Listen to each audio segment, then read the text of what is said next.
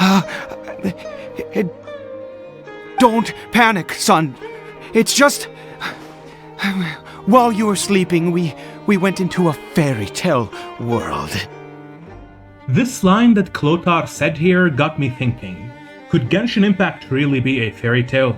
Now, let's be honest, this is probably not the first time you have heard of such a proposition, since people have been playing with this idea for quite some time, and it is especially prominent due to hints provided through several in-game books, such as The Pale Princess and the Six Pygmies, Flowers for Princess Fischl, and perhaps most importantly, Vera's Melancholy.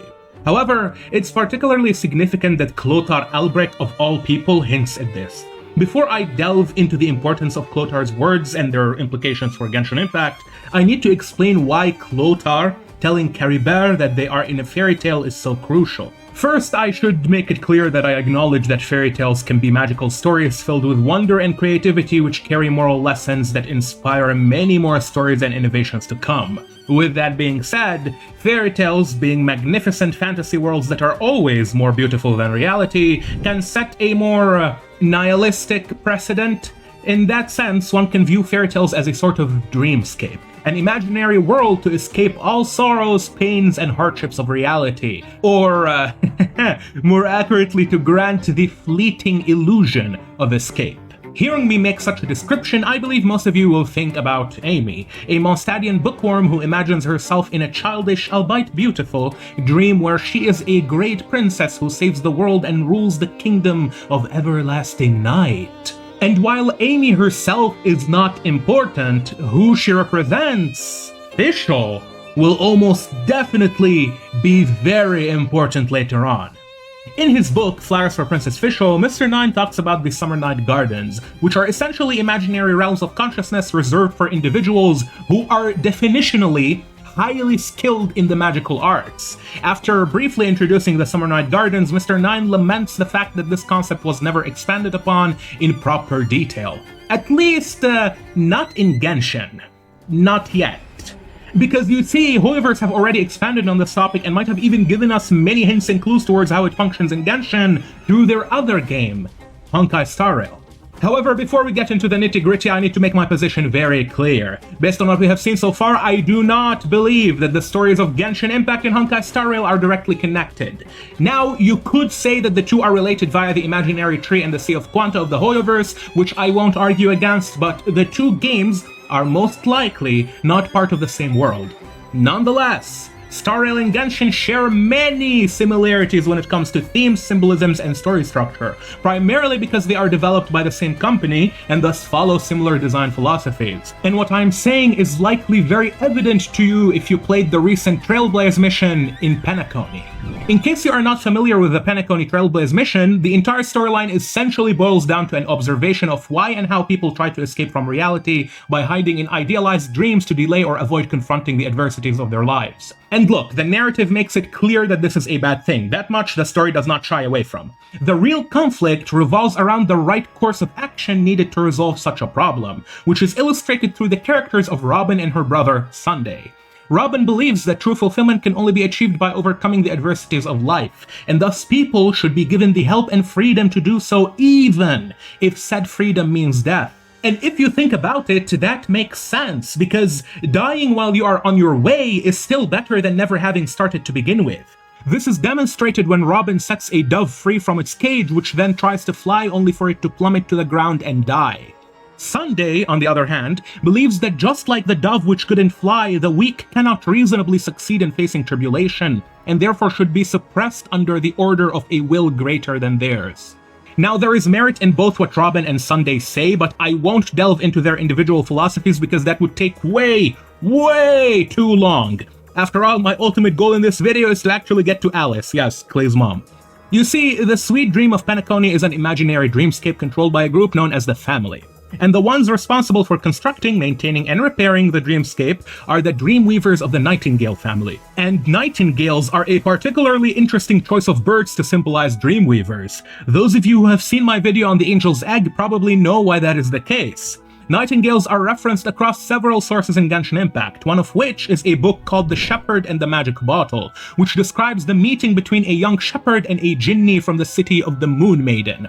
The boy asks the Jinni about what it is like to live inside a bottle, after which she tells him about how in the distant past she danced and sang with the nightingales until a great disaster brought about by her lord befell the land, destroying the city of the Moon Maiden, and the Jinni came to prefer drowning in her dreams inside a silver bottle rather than living in the outside world. This should remind you of the state of affairs in Penacony, where the people would rather literally drown, remember you enter the dreamscape by going into water, in their dream bubbles instead of facing reality. Speaking of moon maidens and dream bubbles, one very special location in Penacony is this right here, Mikhail's moon-gazing spot. Now, I will get to this moon in a sec, but first I want to quickly talk about Mikhail himself.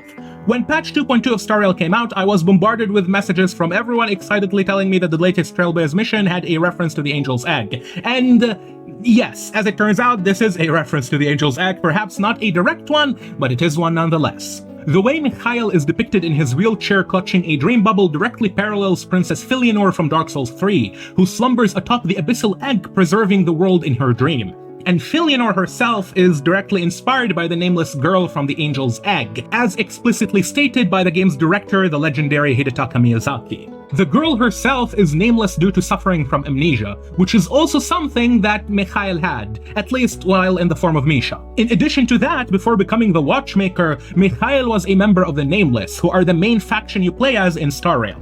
There are definitely a lot more details and connections that I can talk about between Mikhail, Angel's Egg, and the story of Genshin Impact, especially if we go over to his character stories, which you should definitely read if you are a Genshin player. However, once again, that goes beyond the scope of this video. So let's set all of that aside, because what we are really interested in is not Mikhail, but rather what he is supposed to be looking at. The moon. Remember the city of the Moon Maiden that the Jinni tells the young boy about in The Shepherd and the Magic Bottle?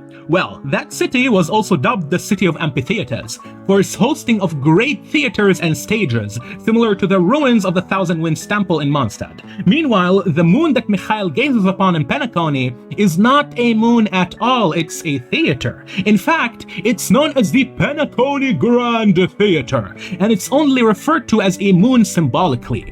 With that in mind, the Jinni who hails from the city of the Moon Maiden, the city of amphitheaters, refers to the boy as a raven, while she herself is equated with a nightingale. The reason I am highlighting this bird so much is because nightingales are songbirds and are known for having some of the most beautiful voices among birds in general. And like I said earlier, the Dreamweavers responsible for maintaining Penacony are symbolized by nightingales. But that's not actually the most important correlation we have here. Remember Sunday? Although he himself is represented by a raven, Sunday's mansion is full of giant nightingale statues. Yes, I know they don't look like nightingales. Aventurine and Ratio argue about this, and if you interact with the statues, there is a line that questions why Sunday would keep such statues to begin with. But I think I have an inkling about what kind of message Hoyoverse are trying to send here. A theater is a place where operas and plays are commonly watched and performed. You are likely to be well acquainted with such concepts recently via Fontaine's very own opera epic Clèves.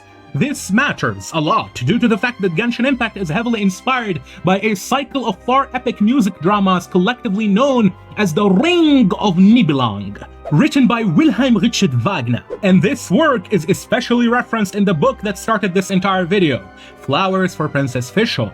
Amy, the girl who cosplays as Princess Fischl, absolutely loves plays and theater. After all, in her domain in the Golden Apple Archipelago, spent a great deal of time doing side quests with night ravens, most of which involve performing fairy tale plays on a stage. And it is these plays that we performed with the ravens that make me so suspicious of what Clothar said to Caribert when he told him that they are in a fairy tale. You might wonder how, because it's not too obvious at first, but once you see it, you will not be able to unsee it. As soon as the young boy from The Shepherd and the Magic Bottle unseals the Jinni, the maiden who hails from the city of amphitheaters refers to him as a raven, and tells him that his kind, by that she means humans, are birds that live fast and die fast. Only when they die do they wake up. When looking at this from Clothar's perspective, I was caught off guard because after Clothar obtains the blessing of the sinner to awaken his son Caribert, Caribert immediately after waking up asks his father, "Am I dead?" Clothar then obviously insists that Caribert is just sleeping and that they are in a fairy tale world. There's no more Conria here. No more home. But, do you know what that means? No more red sky. No more end of the world. In this world, you have to be a little monster, but you get to stay with Papa forever. Am I dead? No, of course not. Look, Kari Bear, you still have Mama's scarf on your arm. That means she's watching over you, protecting you. So how could you be dead? But when you think about it, sleep, metaphorically speaking, is not too different from death. At the end of the day, on Penacony, death is also known as dormancy, which makes a lot of sense, for what is dormancy, if not dying in the living world? And do you know what is both a common symbol of death and a reoccurring animal in this video? Ravens. They are heavily associated with death, and by the end of Penacony in Star Rail, the Trailblazers fight a very special raven, Sunday, who attempts to suppress the entire world in a dream under the will of the Order, and the Trailblazers confront him in Penacony's Grand Theater on the moon. Earlier, I pointed out how Sunday keeps nightingale statues that symbolize the dream architects, where nightingales are birds renowned for their beautiful singing voice, and the genie from the shepherd and the magic bottle is likened to a nightingale announcing death on a summer night, which should certainly make you think of the Summer Night Gardens from Flowers for Princess Fischl. The genie herself is a direct descendant of the goddess of flowers, Nabu Malikata, who was a Seelie that served the Moon Sisters, and the genie likens herself to the Moon Sisters in this line right here, while conversing with the young shepherd, which checks out given her lineage. Now, the three Moon Sisters' counterparts in Richard Wagner's The Ring of Nibelung are the three Rhine Maidens, responsible for guarding the Rhine Gold treasure. And while they are not the main characters of the musical drama, they certainly play a crucial role in the opera. As you can probably tell by their names and the golden treasure which they guard, these three Rhine Maidens are obviously related to Rhine Daughter in some meaningful capacity. And I will cover their characters in depth, eventually, in a different video when the right time comes, but for now I'm trying to emphasize their connection with theater, music, and opera. Since Genshin Impact's Moon Sisters, aside from being arbiters of fate, destiny, and rulers of the night sky, were also goddesses of music, song, and poetry. All things that you would expect to find playing in a theater. And when the Nameless go to confront Sunday at the end of Penacony, they confront him on the moon, which again is not really a moon, but rather the Penacony Grand Theater. Do you see how cool this is? It is an ingenious utilization of reoccurring themes and symbolisms by Hoyoverse's writers across their two biggest games. And it only gets even better once you realize what Sunday's plan truly entails. You know how I earlier said that people prefer to drown in the illusions of a beautiful dream rather than take the more difficult path of overcoming the consequences and hardships of reality? Kinda like how Clothar tries to convince his son that they are in a fairy tale and that he could be a little monster and get to live with his father forever, instead of honestly helping him face the predicament he is in. Well, while debating the subject with her brother, Robin makes a very interesting comment. She says that dreams do not allow one to escape reality, they only offer the illusion of choice, when, in truth, they are forsaking any future they could possibly have in favor of dormancy, a slow and meaningless death. And we see the effects of this firsthand with Caribert in Genshin. After having lost all hope in his future, he goes to a cliff and commits not alive in front of his father. Here, you will notice that what happened to Clothar Albric is very similar to what happened with an art dealer named Zuria Destri, who appears in a limited time event with Framinet in patch 4.2, which, by the way, should have been reused permanently as Framinet's story quest. Yes, I'm still salty about that. Just like Clothar and Caribert, who lost their wife/mother, Zuria and her son Lescott lost their husband/father in a terrible accident. And just like how Clothar told Caribert that they were in a fairy tale where he is a little monster, Zuria wrote a fairy tale story for her son where he could live as a prince of imps and cross a rainbow bridge for his coronation in the kingdom. By the way, keep this rainbow bridge in mind. It appears in the Ring of Nibelung, and I am gonna come back to it later in this video. And of course, at last, similar to how Clothar's son commits not alive, Zuria's son too ends up committing not alive by the end of the story. But if you really think about it, did Zuria, Clothar, or Caribert ever really have a choice? The ailments brought upon their lives come from forces outside of their control, tragically killing the people they loved and driving them to the brink of insanity.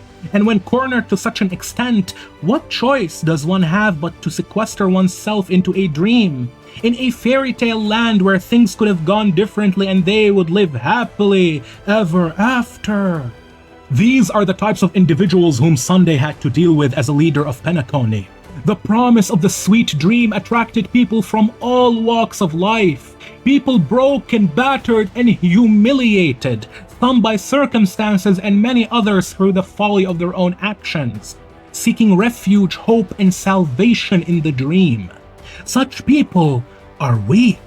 Their wills are fragile, they cannot fight, otherwise they would not run away to begin with, and even if they try, they would only plummet to the ground and die. Such people cannot possibly survive on their own, and thus they will get used and trampled on by those stronger than them, and that is not fair. So, how do you make it fair? What do you do? Well, you become the sun, their star, their guiding light, a will far mightier than theirs to unite them all under perfect order in a sweet, everlasting dream where they can sleep happily ever after. To accomplish this, Sunday used the power of tuning, which is derived through uniting the combined wills of all 107,336 members of the Oak family into the harmonious choir, a supreme will that can subdue all life around it to the tune of the Order's music, where Sunday would become the chord master, the master of the dream, and all the dreams of the people would belong to him. Given the fact that all of this happened on the quote-unquote moon, I think that the Moon Sisters in Genshin carried out a task that is not too different from that of the Harmonious Choir, to sing an everlasting song that unites all living beings. And it's not like this idea is unfounded in Genshin either. If you watched my recent video on Remuria, then you know that the God King Remus turned Sibylla, who was a Seelie and therefore a former follower of the Moon Sisters, into Phobos, a supreme will of harmonious music that can unite the people of Remuria into one hive mind and then be powered by their wishes, which is almost exactly what Sunday tried to become. And Phobos is the name of a moon. In fact, it comes from Phoebe, which is the name of an ancient Greek Titan goddess that is heavily associated with the moon. During the fight against Sunday on the moon, by harnessing the wishes of the Harmonious Choir's hive mind in tandem with the power of harmony and order, Dominicus transforms into an embryo of philosophy, an egg inside of which a new god slumbers.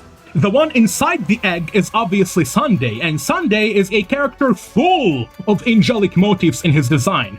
This makes him an angel, sleeping inside an egg, like the angel's egg. There you go, that's yet another reference to the angel's egg in Penacony. Hoyoverse seemed to really like this movie. That is funny, because just like Fanes in Greek mythology, the primordial one in Genshin is said to have emerged from an egg and had wings and a crown. Both of which Sunday also has. Look, he has wings and a crown, the halo on his head. And once again, I need to make this very clear. I do not think that the stories of Genshin and Star Rail are directly connected. I am just showing you all the various ways Hoyoverse uses similar design elements and motifs across their games, and for the most part, they might just be Easter eggs. But these things can sometimes also have significant implications for the story, so it's worth your time to be aware of them. And since we are talking about the Angel's Egg, Penacony's watchmaker Mikhail once dreamed of a mirror princess who became his friend. This is another major theme that appears in the Angel's Egg, and it's also reoccurring in Genshin. As a matter of fact, it might end up being one of the most important themes of Genshin by far in the future. Aside from ravens and nightingales, the reason I am particularly harping on Clothar telling his son Caribert that they are in a fairy tale world is, one, well, he is the founder of the Abyss Order, the mastermind behind the Loom of Fate, but two, he founded the Abyss Order on a continent that features a witch named Alice. You see, Klee's mom is almost certainly inspired by Alice in Wonderland, which is a dreamlike fairy tale world that is referenced throughout different sources in Genshin, including the Narzissen-Croix saga with Elangilutine's sister, Marianne. And the sequel to that story, Alice Through the Looking Glass, is also utilized by the developers in a very interesting manner. The Narzissen-Croix Ordo have these magical mirrors that you can use to enter into a dream realm of Jacob and Renée. which they presumably created using the power of the abyssal dragon Elinas, who was a creation of Rhine-Daughter. And in his notes, René de Petrichor refers to these mirrors as the Looking Glass. Now, going back to Mikhail for a second, take a look at the moon he is gazing at. Do you notice how it looks like it is made from glass? Almost as if it is a mirror inside a dream realm, but it's actually an opera theater that Sunday was going to use to control all of Penacony's dreamscape. And if the moon of Penacony looks like a mirror in the sweet dreams sky, while the Looking Glass in Genshin can take you to a dream realm where the sky is broken, then nothing stops Teyvat's false sky from being under the effect of such a mechanism. If you read the description of the Crimson Moon's semblance, it states that the ancient Conrian astrologists peered into the inverted image of the false sky, and inversion does invoke the imagery of light being reflected through a glassy medium. In his sleep, Mikhail dreamed of sailing through the vast sea, and the sea in his dreams was a metaphor for the Sea of Stars, which conveniently is precisely how the ancient Conrians understood the ocean and the sea.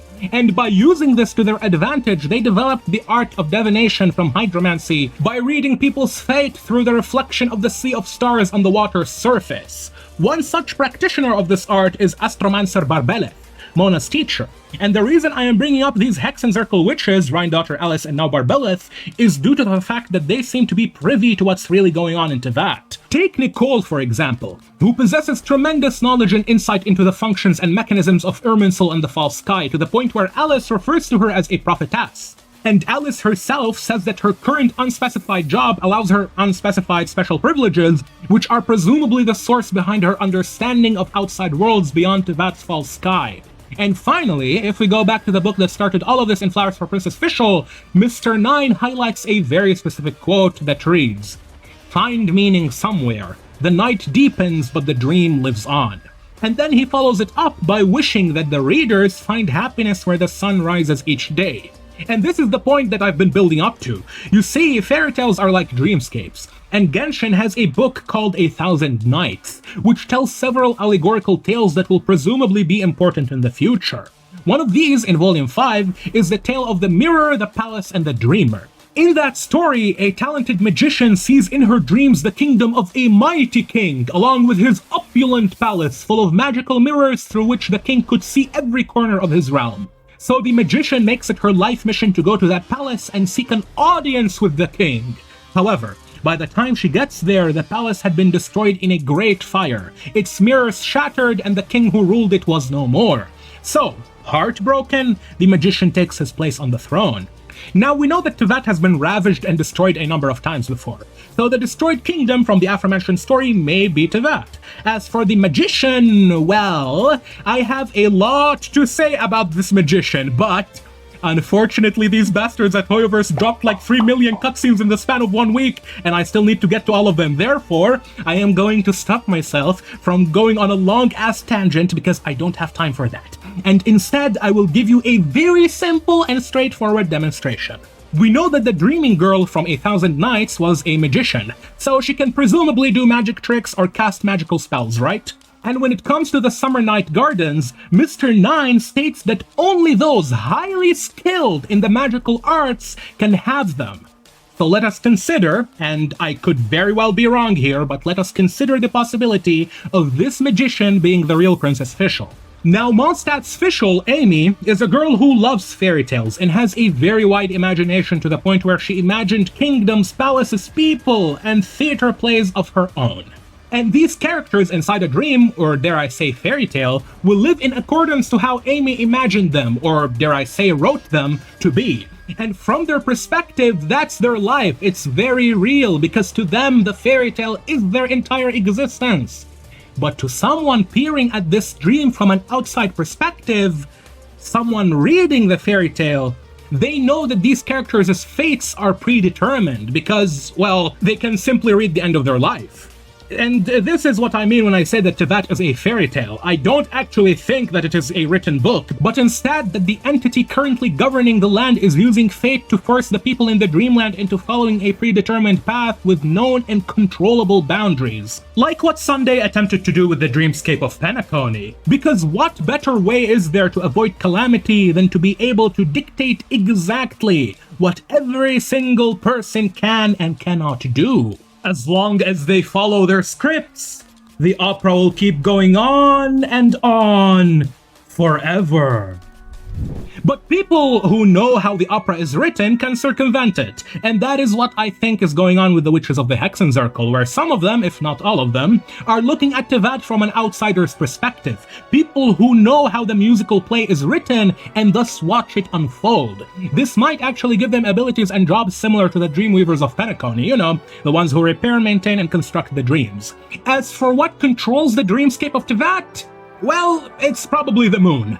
After all, Sunday attempted to become the sun and subdue everyone in the Dream of the Order from the Grand Theater, which does look like a floating palace on the moon over Penacony's sky now that I think about it. Huh. If only Genshin had a conveniently placed floating lunar palace in the sky from which a newborn god can control... Oh, we do. At any rate, I do want to remind you that everything you have watched in this video is merely just my personal speculation based on reoccurring themes and motifs that I have noticed between Genshin Impact and Star Rail. Obviously, I did not cover everything, but for now this will do just fine. I don't think I will even call this video a theory, I'm probably just gonna tag it as speculation because this was a collection of some cool things I wanted to point out. Also, here's a fun observation I made for all of you who have stuck around until the end. Remember the Rainbow Bridge from Zuria's fairy tale? That same bridge appears in Richard Wagner's The Ring of Nibelung, and it originates from the Bifrost of Germanic and Norse mythologies. The bridge is created at the end of the first opera cycle, Das Rheingold, after the gods acquire the gold and the ring from the Nibelung dwarf Albrek. The god Wotan then fashions a magical rainbow bridge from the earth to Valhalla. Wotan is Odin, and the Conrians carry around epithets in the image of the All-Father Odin, which is yet another example of how the King of Celestia is likely connected to Conria. And the one who gives Wotan the prophecy of Valhalla's destruction is the fire god Logi, as in Surta Logi, another figure likely connected to Conria and the gods.